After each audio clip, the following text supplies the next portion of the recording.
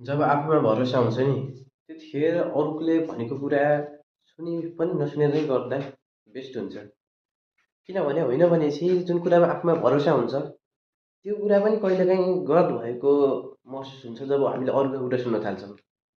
हामीलाई कुनै कुरा लाग्छ म गर्न सक्छु भनेपछि बिच बाटोमा अवस्था नाजुक हुँदा पनि यदि हामीले अरूको कुरा सुन्यौँ भनेपछि त सक्दैनस् भन्ने कुरा सुन्यो भने मात्रै पनि आफूलाई कतै न कतै यो लाग्न थालिहाल्छ कि साँच्चै नै मैले सक्दैन पो। त्यस कारणले यदि आँट छ, साहस छ, समय छ भनेपछि र आफूमा काहीँ न काहीँ भरोसा लागिसकेको छ कि म काम गर्ने नै छु र गर्न सक्छु भन्ने लागेको छ भने चाहिँ अरूका कुरा सुनेर डिमोटिभेट हुने अनि छोड्ने कुरा गर्दै नगर।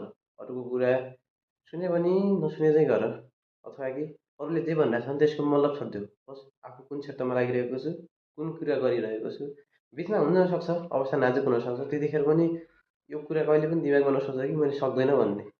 बस चल्ती रह। ओके, त्यसै टुडे हामी फेरि मिल्नेछौँ भोलि।